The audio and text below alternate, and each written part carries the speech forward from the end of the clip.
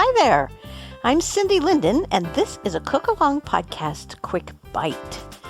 I don't know about you, but sometimes, as much as I love pasta and rice in all their different forms, sometimes I get tired of them. They seem to be my main side dish staples.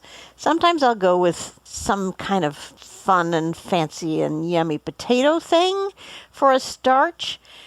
But mostly, I find myself gravitating toward the rice and the pasta because they're so fast and they're so easy and they're so versatile. Because you can throw anything in with them and make them main dishes or side dishes or, you use those things too. Once in a while, I feel the need for something different as a side dish. And I tend to forget there are different things. Or I get in my head that these different things are a nuisance, or I don't know what to do with them, or I don't like them as well, or whatever. So many excuses to not do something different.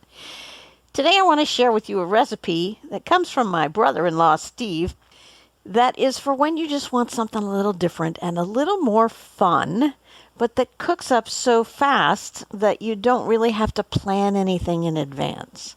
This is a polenta recipe. Polenta is cornmeal, and it's made from yellow corn that is ground up, typically kind of coarse, but it also can be finely ground, or it can be white cornmeal, although here in this country we tend to call white cornmeal grits, which may give you a better idea of what we're talking about here if you're unfamiliar with polenta. In its home country of northern Italy, it's a peasant food and would have been called porridge. I don't like to think of it that way because porridge always makes me feel like I'm in some other century eating something pasty and gray. So I tend to think of it as well as polenta. You can buy it in your store in the dry grains section. So with rices and with various kinds of flours and quinoa and oats and those kind of things. I know that sometimes you might have to look in the natural foods section to find it. When buying the polenta, the finer the grain, the creamier the final product will be. But as I say that, know also that sometimes the best way to eat polenta is after it's cold and you fry it up. So having something a little more substantial can be a really good idea. Now, there's such a thing as instant polenta. I don't think that's even something to worry about because regular non-instant polenta cooks up in about 5 minutes. So I don't know what they mean quite by instant polenta, and I have avoided it because it seems ridiculous to me when the other one is pretty much instant anyhow. I discovered polenta when I had a friend cook it for me, and it had various herbs in it and a little Parmesan cheese. They cooked it ahead of time, and they put it in a loaf pan and just let it cool and solidify. Actually, what it's doing, although it's not a pleasant word, is congealing.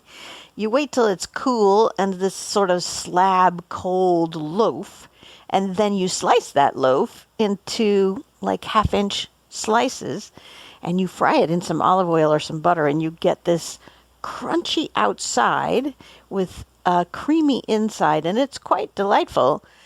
And I may do that recipe with you later, but that's a full-on cook kind of thing. And today's is just a quick bite because all I have to do is tell you about it, and you can run off and do it on your own without me cooking with you. It, of course, has cheese in it. And this is the way I most often make polenta these days because I love the cheesy flavor, and it's really fast. And as I mentioned in the beginning, can be served with almost anything. It's great with fresh fish. It's great with chicken. It could go with a steak. It could go great with a pork chop. It's really an all-purpose side dish that I think you'll come to love. Here are the ingredients that you would need to make this. 2.5 cups of water and a half cup of milk. I think any kind of milk, as long as it isn't a sweetened or vanilla kind of thing. 3/4 of a cup of yellow cornmeal. And yes, it honestly can be sold as just cornmeal. If you can't find something in your store that says polenta, don't sweat it. Get cornmeal, and that may come in various degrees of fineness. And I would guess that when you're talking about cornmeal, you probably want it a little finer if you can, but it doesn't really matter. It's going to work even if it's just plain old cornmeal. You want a cup of shredded sharp cheddar cheese. That could be a different kind of cheese if you're not crazy about cheddar. But sharp cheddar enhances almost everything you put it in or on and is always a welcome flavor, at least in my house. So that's what I use. You want some green onions or scallions. You want about 1/4 cup of just the green part, chopped up. You want a 1/2 teaspoon of kosher salt and a 1/2 teaspoon of hot pepper sauce, like Tabasco, for instance. And it doesn't even have to be the hottest kind. You can use the chipotle kind, you can use the green kind, whatever really tickles your taste buds. The do-aheads would be to chop those green onions and to shred the sharp cheddar if you don't buy it already shredded. Just a small note here, you don't have to shred it yourself. It's fine to use the kind in a package. Just know that it won't melt as quickly or as creamily as if you shredded it yourself because it's got powdered stuff on it to keep it from sticking together in the package. And the equipment you need is a large saucepan and a whisk and a spoon. And if you don't have a whisk, you don't really need it. You can do perfectly well without it. Now let me tell you how easy this is. You put the water and the milk in a large saucepan and you bring it to a boil over medium heat. You then start to pour in the cornmeal. You just gradually whisk it in, stirring it often until the polenta thickens up. This takes about 3 minutes maybe. You throw in the cheese and you stir it again until the cheese is all melted and stirred in. You stir in the green onions. You season it with the salt and the hot pepper sauce. Stir those things in. That's it. You serve it up. It's going to kind of not pool on the plate, but be like mashed potatoes. You know, it's going to be soft. It's going to spread a little bit. And it's going to be yummy. And it's going to be different. And so it feels like you're having something special.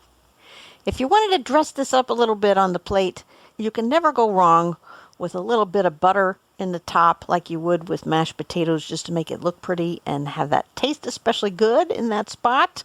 Or a few shreds of the cheddar on the top.